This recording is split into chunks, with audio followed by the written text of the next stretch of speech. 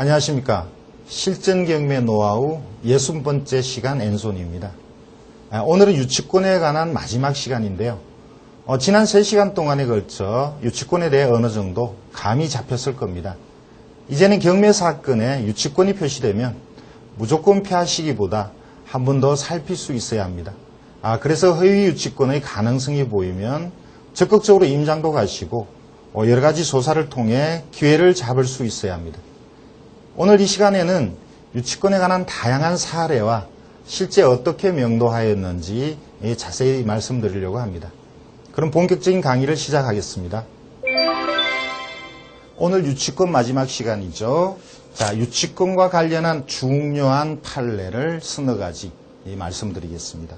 자, 그리고 유치권자는 원칙적으로 인도명령의 대상이 아니지만 유치권이 허위인 것을 입증하면 인도명령의 대상이 된다는 것을 오늘 배우시겠습니다.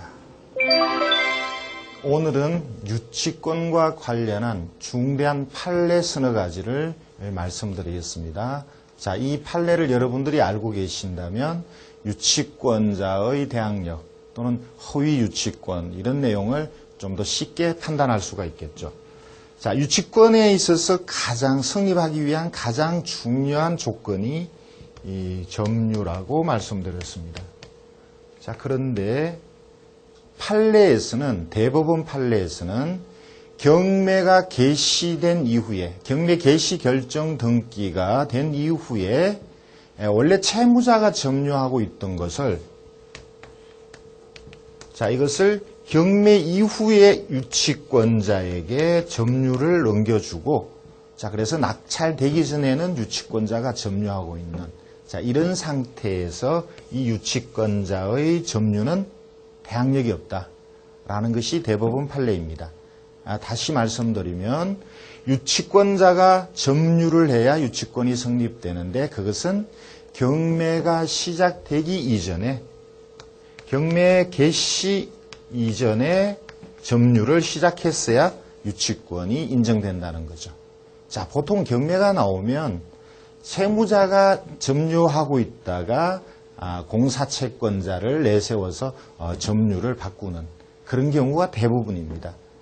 자, 그렇다면 경매 개시 이후에 유치권자가 점유한 게 분명하다면 그것은 유치권이 성립하지 않는다는 거죠. 자, 문제는 이러한 경매 개시 이후에 점유했다라는 것을 낙찰자인 여러분들이 과연 입증할 수 있느냐, 이제 그것이 중요하겠죠. 자, 그 입증하는 하나의 예로서 경매가 시작되면 집행관이 현황 조사를 하고 보고서를 법원에 제출을 하죠. 여러분들이 이미 다 배우신 내용입니다. 자, 경매가 시작돼서 보통 5일, 일주일 이내에 집행관이 현황 조사를 하러 나가는데 자, 유치권이 진정 성립하려면 이때 현황 조사하러 법원에 집행관이 나갔을 때 유치권자가 점유를 하고 있어야 된다는 거죠.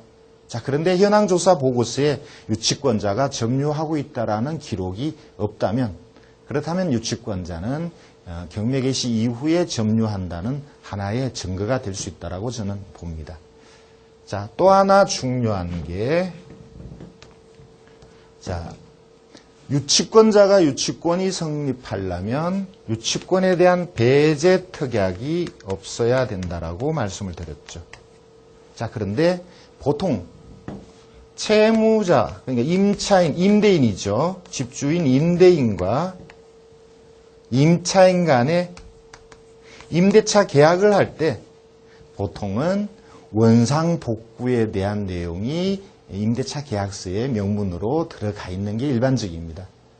자, 그래서 채무자 임대인과 임차인 간의 임대차 계약서에 원상 복구의 의무가 있다면 역시 이것은 유치권이 성립하지 않는다는 게 대부분의 판례입니다. 자, 또 하나 말씀을 드리겠습니다. 유치권자는 직접 점유를 해도 되고 간접 점유도 인정이 된다라고 말씀을 드렸죠. 자, 간접 점유의 한 형태로서 자, 아파트나 빌라를 지은 공사채권자. 채권자가 점유를 해야 되는데 채권자가 직접 점유를 하지 않고 자, 임대 계약을 맺어서 임차인으로 하여금 점유를 할 수 있게 하는 거죠. 자, 이렇게 임차인이 점유하는 것은 공사채권자, 유치권자를 위한 간접 점유가 되는데 이 공사채권자, 유치권자와 임차인이 임대차 계약을 맺은 내용은 반드시 채무자, 집주인이죠. 채무자의 동의나 승낙이 반드시 있어야 된다는 겁니다. 그래서 대법원 판례는 이 공사채권자는 간접 점유를 했을 경우도 점유를 인정하지만 자, 간접 점유를 하는 이 임차인의 임대차 계약서상에 채무자의 동의가 없다면 이 간접 점유로서 유치권자는 대항력이 없다라는 역시 대법원 판례가 있습니다. 자, 지금 세 가지 말씀드렸죠. 점유를 경매 개시 이전에 해야 된다. 자, 임차인이 원상복구에 배제 특약이 없어야 된다. 자, 임차인이 간접 점유할 때 채무자의 동의가 있어야 된다. 자, 이런 내용을 여러분들이 알고 계시다면 유치권이 허위의 유치권 또는 대항력을 주장할 수 없는 유치권이라는 것을 쉽게 판단할 수 있다라고 보는 거죠. 자, 여기서 또 하나 더 판례를 말씀드릴까요? 만약에 토지가 경매 대상입니다. 자, 그런데 그 지상에 건물이 있습니다. 건물은 법정 지상권이 없는 상태입니다. 자, 토지 낙찰자는 낙찰받은 이후에 건물 소유자에게 철거를 요구할 수 있죠. 자, 그런데 여기에 건물 소유자가 점유하고 있는 것이 아니고 만약에 이 건물을 지은 공사채권자, 유치권자가 점유를 하고 있다면 역시 토지의 소유자는 이 유치권자를 상대로 건물의 철거를 요구할 수 있다는 겁니다. 자, 유치권자는 건물 소유자에게는 유치권을 주장할 수 있지만 이 건물 자체가 법정지상권이 없어서 토지 소유자에게 건물의 계속 존속을 주장할 수 없다면 토지 소유자의 철거 요구에 유치권자가 응해야 된다는 것이 대법원 판례입니다. 자, 이런 내용은 경매가 나왔을 때 중요하죠. 건물을 짓다가 중단되거나 또는 건물을 다 지었다 하더라도 법정지상권이 없는 자, 그런 지상에 건물이 있고 토지만 경매 대상일 때 토지의 낙찰자는 유치권자를 상대로 건물 철거를 그러니까 유치권은 토지 낙찰자에게는 어떤 부담이 안 된다는 거죠. 자, 이런 내용을 알고 계셔야 될 거고요.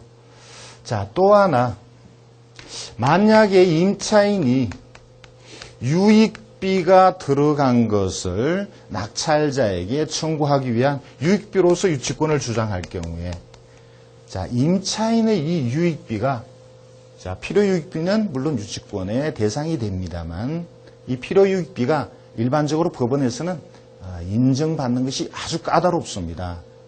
그래서 임차인이 유익비를 주장하고 낙찰자와 법적으로 소송을 하게 되면 질 가능성이 무척 크다는 겁니다.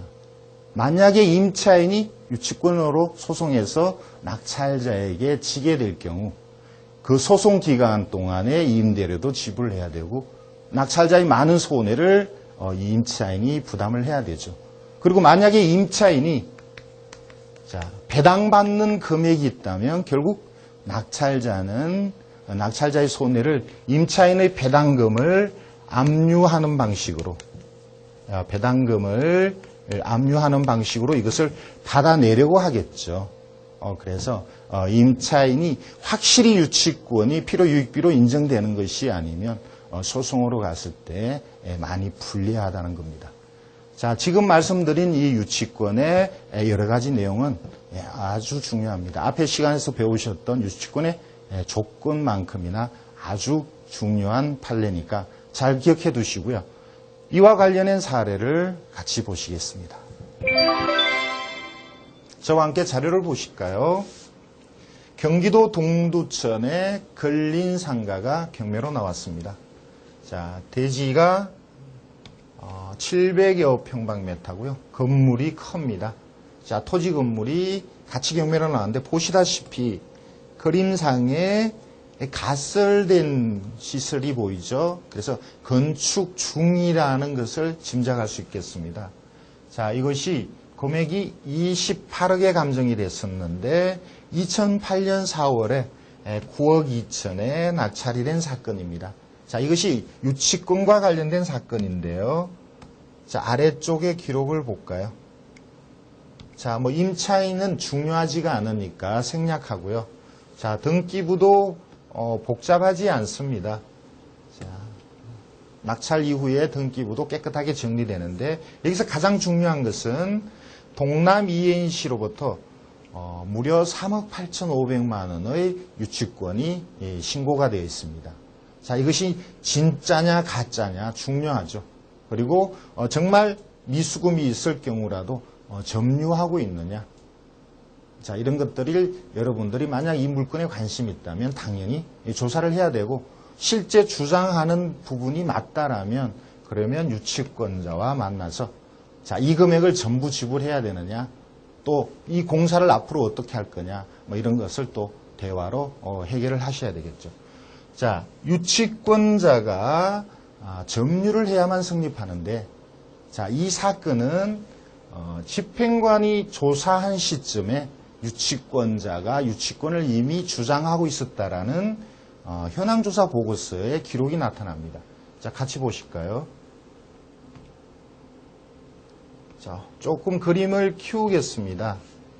자, 보시면, 자, 여기가 이 기록이 현황조사 보고서가 경매가 시작되면 곧바로 집행관이 현장을 나가서 조사한 내용을 기록한 것입니다. 여기에 보면 출입문의 유치권을 행사 중이라는 기록을 공시를 이미 했다라는 내용이 나옵니다. 자, 그렇다면 이것은 유치권자가 경매 개시 이전부터 점유했다라고 여러분도 인정을 해야 되겠죠. 보통의 유치권자는 물론 경매 개시 이전부터 점유하는 경우도 있겠습니다만 일반적으로는 경매가 시작된 이후에 점유하는 경우가 많으니까 그것을 여러분이 입증만 한다면 유치권이 성립하지 않는다고 주장하시면 되는데, 자, 현황조사 보고서에 유치권자가 점유하고 있다는 내용이 나타나지 않는다면, 자, 유치권자는 경매 개시 이후에 점유했을 가능성이 많다고 이렇게 추정할 수가 있겠죠. 자, 다른 사건을 보겠습니다.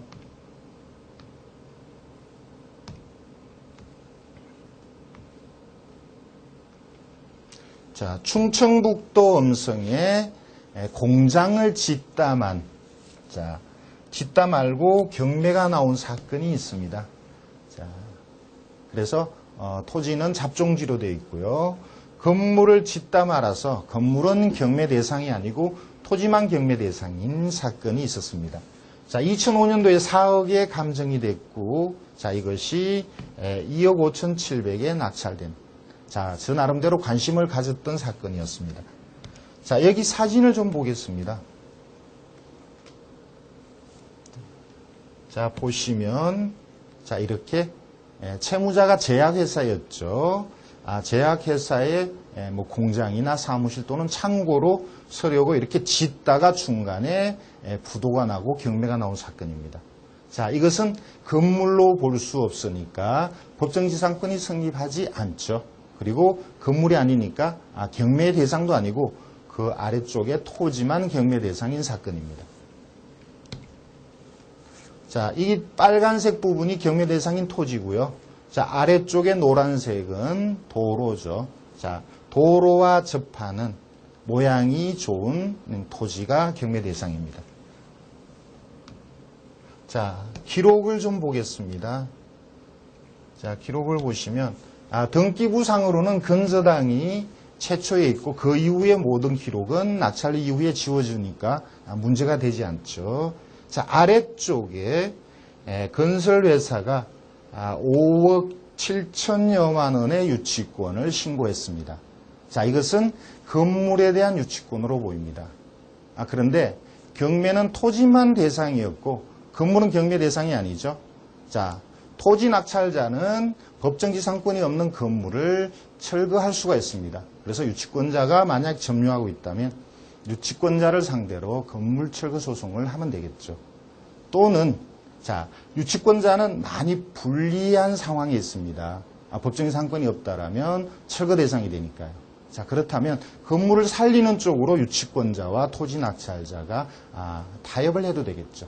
자, 앞으로 계속 건축하는 내용을 이 공사업자 유치권자에게 맡기고 기성된 건물에 대한 어느 정도 인증을 해주고 그 대신 건축 허가를 토지 소유자에게 넘기는 이런 정도의 타협이 만약에 이루어진다면 서로 좋은 쪽으로 해결되는 게 되겠습니다.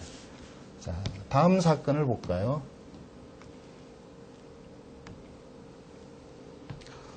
서울시에 아파트가 경매로 나왔습니다.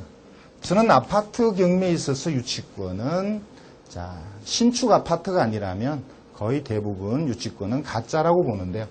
자, 이것이 2억에 감정되고 2억 천에 낙찰됐다가 최종적으로는 취하된 사건입니다. 자, 이 기록을 보면 이 등기부상으로는 뭐 중요한 내용이 없고요. 아파트의 유치권을 신고했다라는 기록이 있습니다. 제가 현장을 가봤습니다. 자, 본인은 만나서 아파트에 유치권자가 점유하고 있는지 당연히 점유하지 않는다고 봤지만 일단 초인종을 눌렀는데 채무자나 유치권자를 만나지는 못했고 앞집 사람과 대화를 시도했는데 대화를 거부했고요. 자, 관리실에 가서 공사한 것을 알고 있느냐? 자, 공사한 적이 없다라는 답변을 들었습니다. 자, 그렇다면 아파트의 유치권이라는 것은 거의 대부분 가짜인데다가 관리소에서 공사한 것을 모르고 있다라면 이것은 허위의 유치권인 것이 분명하죠. 자, 그 정도면 입찰을 들어가도 관계가 없다라고 봅니다. 유치권의 본래의 권리가 점유할 수 있는 권리라고 그랬습니다. 자, 공사 채권을 전부 변제받을 때까지 점유를 소유자나 낙찰자에게 넘겨주지 않을 권리, 계속 점유할 권리라고 말씀을 드렸습니다.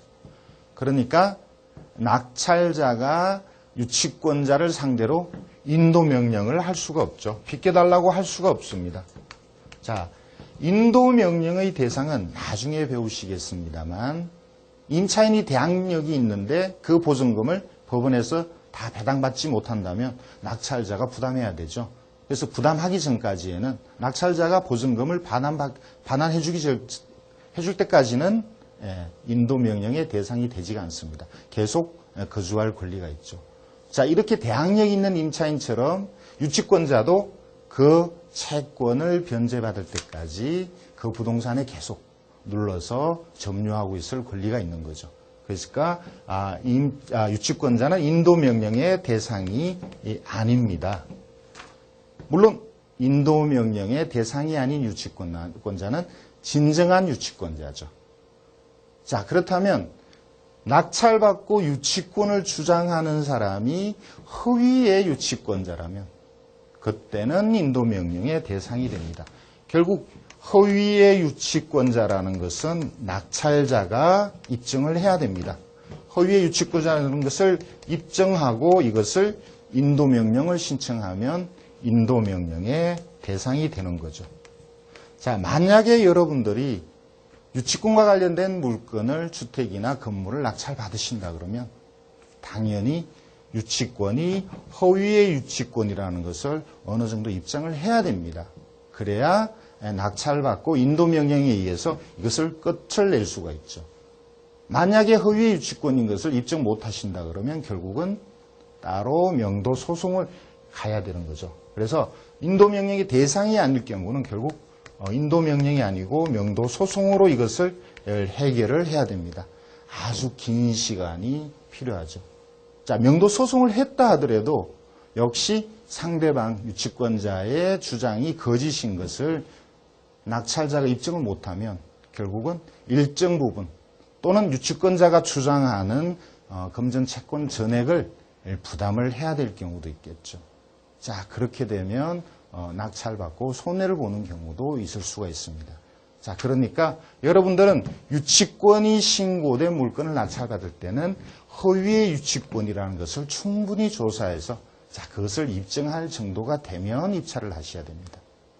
또는 유치권자가 주장하는 금전채권을 내가 부담할 생각으로 들어가야 되겠죠. 자, 부담할 생각으로, 그러니까 가격이 많이 떨어진 다음에 부담할 금액을 고려해서 입찰가를 정한 다음에 낙찰을 받으시고, 자, 소송을 해서 그 금액을 다 물어주든지 아니면 물어주려고 생각했던 금액 이하로 조정을 통해서 금액을 낮출 수 있다면 그렇다면 이것은 성공한 케이스가 되겠죠. 자, 그래서 유치권 입찰 들어갈 때는 여러 가지 많은 계산이나 조사를 하셔야 된다는 게 그것이 매우 중요합니다. 자, 만약에 유치권을 여러분들이 조사를 하신다면 자, 어떻게 접근을 해야 될 건가를 한번 생각을 해보죠.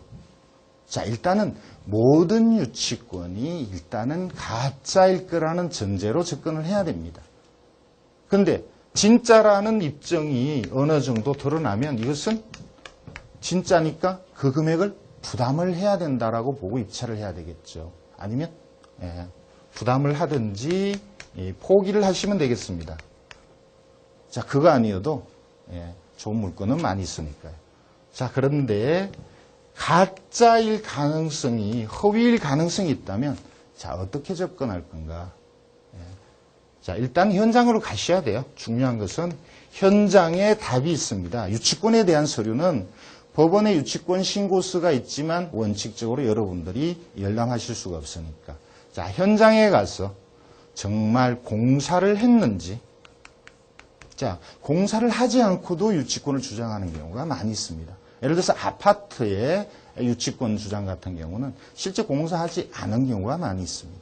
그러니까 공사를 하지 않았다는 것을 이웃 사람에게 듣거나 아니면 아파트 관리실 경비원에게 공사하지 않았다는 얘기를 들었다면 그렇다면 이것은 가짜일 가능성이 큰 거죠. 만약에 공사를 했다면 그러면 그 금액이 얼마인가 그리고 실제 못 받았는가.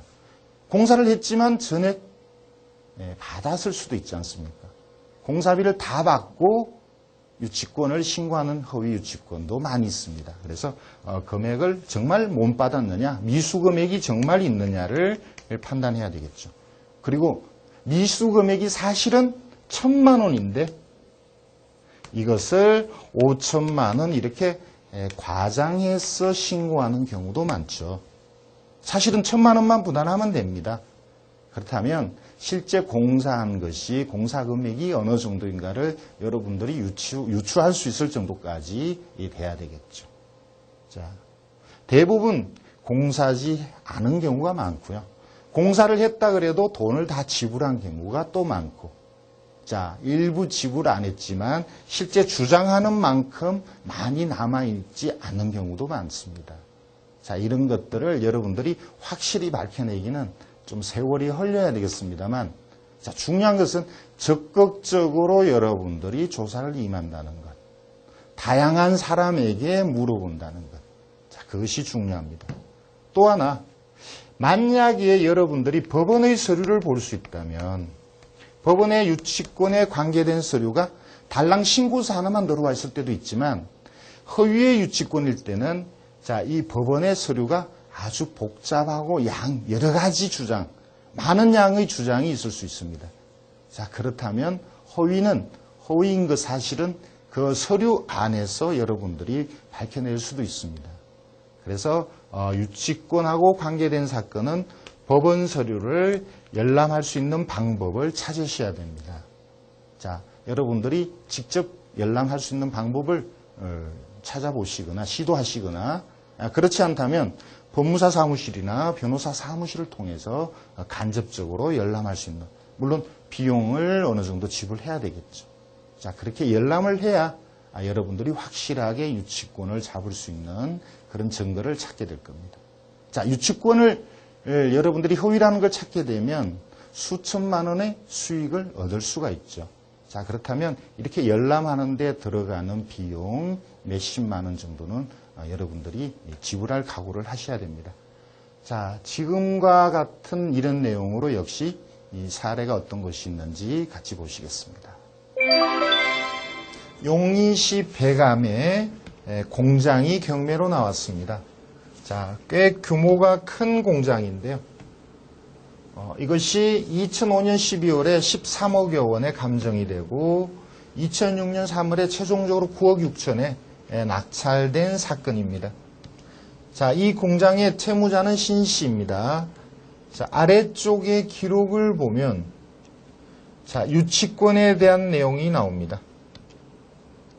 자, 유치권 무려 3사람이 유치권을 주장했는데 각각 1억 5천, 2억 7천만 원. 그래서 합계 4억 2천이나 되는 유치권을 주장하고 있는데 자, 이 중에 한 사람은 채무자와 이름이 비슷한 신씨입니다. 자, 나중에 동생으로 밝혀졌습니다. 자, 이 공장을 제가 낙찰받기 위해서 유치권에 대한 조사부터 시작을 했습니다. 자, 유치권에 대한 조사를 동네 주민을 만나서 공사를 한 적이 있느냐 이런 내용도 들었고 가장 결정적인 것은 법원의 기록에서 유치권 신고서에서 나타납니다. 자, 여러분들이 이 화면을 지울 거니까 여러분들이 기억해 두셔야 될 내용은 경매가 2005년 4월에 시작됐다는 것. 자, 기억해 두시죠. 자, 이것을 지우고 법원의 기록을 보여드리겠습니다. 현재 보시는 것이 법원에서 유치권자가 신고한 유치권 신고서 내용입니다. 자, 여기 보시면 2004년 3월 달에 공사를 계약하고 공사대금 1억 5천을 못 받았다. 그래서 2005년 7월 달부터 유치권자로서 점유를 개시하고 있다라고 유치권자 신씨가 법원에 제출한 서류입니다. 여기서 점유일자가 중요하죠. 경매는 2005년 4월에 시작되었습니다. 그런데 점유는 경매가 시작된 이후죠. 자, 유치권자가 스스로 경매 개시 이후에 점유하고 있다는 것을 밝히고 있으니까 이것은 유치권자로서의 대항력을 인정받을 수가 없습니다. 자, 그 아래쪽 내용을 좀 볼까요?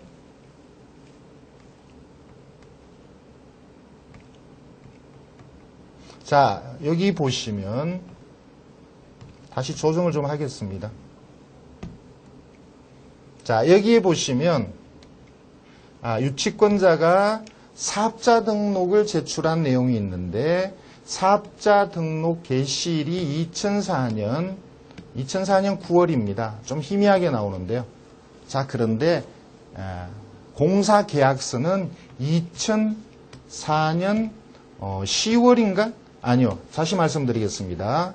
자, 이 개업 이후에 개업 이전에 공사를 계약했다라는 기록을 했습니다. 다시 말씀드리면 2004년 5월에 공사 계약을 했고 그때 사업자 등록 고무인을 이미 찍었습니다.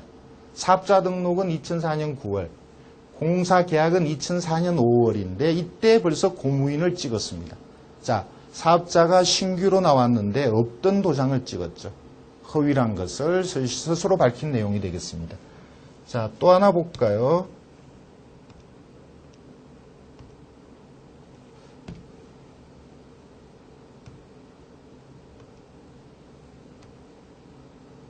자, 여기에 보시면 내용이 조금 희미합니다만 자, 위에 부분만 말씀드리죠. 자, 이 공사 계약서를 2005년 3월 달에 계약서를 썼다라는 것인데 자, 실제 공사는 2004년 3월에 시작했다라는 기록이 나옵니다. 자, 공사를 2004년 3월에 했는데 거짓말을 한 이 계약서를 작성한 게 이때다 보니까 날짜를 착오로 잘못 기록한 거죠. 자, 이 유치권과 관련한 3개의 기록이 모두 거짓으로 다 나타납니다. 자, 그렇다면 이것은 유치권이 인정될 수 없는 거죠. 자, 여러분들이 유치권이 가짜라는 걸 입증하기 위해서는 현장에서 조사하는 것도 중요하지만 이렇게 법원의 서류를 볼 수만 있다면 쉽게 유치권이 가짜라는 것을 판단하실 수도 있습니다. 자, 그러면 다음 사건을 말씀을 드릴까요?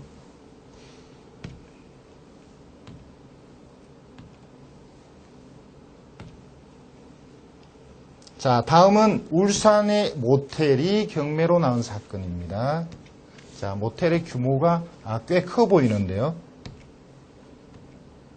자, 감정가 5억 7천이 2억 8천7백에 낙찰된 사건입니다. 자, 아래쪽에 기록을 좀 보겠습니다. 자, 여기에 보시면 임차인 박 씨가 모텔 영업을 하고 있다라는 기록이 있고요. 자, 등기부를 보면 농협의 건저당 설정 이후에 임차인이 전세권을 기록한 내용도 나옵니다. 자, 맨 아래쪽에 임차인이면서 전세권자가 유치권 1억 3천만 원을 주장하고 있습니다. 자, 모텔의 유치권은 여러 가지가 있을 수 있겠죠. 리모델링 했을 수도 있고 개보수 했을 수도 있고 안에 있는 많은 물품을 새로 구입해서 넣었을 수도 있습니다. 자, 개보수 했다면 리모델링 개보수는 유치권이 성립할 수도 있겠지만 안에 있는 물품은 유치권이 성립하기가 어렵겠죠. 자, 낙찰자는 그렇다고 이 1억 3천이 전혀 근거 없는 거라고 보기는 어렵습니다. 그렇다면 현장을 조사를 해서 어떤 비용인가 1억 3천이 보수 비용인지 물품 대금인지를 밝혀야 될 것이고, 자, 어느 정도 인정하는 것으로 낙찰받고 타협하는 걸로 빨리 해결을 해야 되겠죠. 만약에 이걸 가지고 소송으로 간다면 오랫동안 고생할 것입니다. 그래서 실제 이 금액이 뭔지를 먼저 밝히고 경우에 따라서는 타협으로 빨리 해결하는 것이 여러분들이 수익을 낼 수 있는 방법이라고 봅니다. 자, 다음 사건을 볼까요? 자, 서울시에 오피스텔 조그만 것이 경매로 나왔습니다. 자, 45평방미터의 작은 오피스텔인데요. 자, 감정가가 1억 1천만 원이고요. 최종적으로 2,650에 낙찰된 사건입니다. 자, 아래쪽을 내용을 볼까요? 자, 여기에 임차인에 대한 기록을 보면 아마도 사채업자가 아닐까 이렇게 추정할 수가 있습니다. 등기부는 특별한 내용이 없습니다. 자, 여기서 특이한 것은 유치권자가 있고, 자, 점유를 하고 있으며, 유치권자가 점유하고 있으며, 시설 투자금 4억 원, 이것을 유치권을 주장합니다. 자, 1억 천의 감정가에 4억의 시설 투자금 유치권. 자, 여러분들은 아무리 좋게 생각하려 해도 이 4억 원은 유치권이 될 것 같지가 않습니다. 자, 그리고 이것이 만약에 공사한 대금이 아니고 투자금이라면 그것은 유치권으로서의 성립 요건을 만족하지 못하죠. 자, 이건 역시 현장에 가서 자, 어떤 내용인지 정말 공사를 했는지 아니면 단순한 투자금인지 확인하고 입찰하면 되겠습니다. 유치권은 현장 조사에 의해서 많이 허위인 것이 밝혀집니다. 또 그 관련자와 대화하면서 유치권이 실제와 다르다는 것을 여러분들이 알 수 있으므로 현장 조사나 많은 경험이 필요하죠. 또 하나, 유치권은 소송했을 경우에 오랜 시간 많은 비용이 들어갑니다. 그래서 유치권은 허위인 것을 여러분들이 밝히고 해결할 자신이 있을 경우에 입찰하셔서 인도명령이나 아니면 대화로 해결할 수 있어야 입찰을 하셔야 됩니다.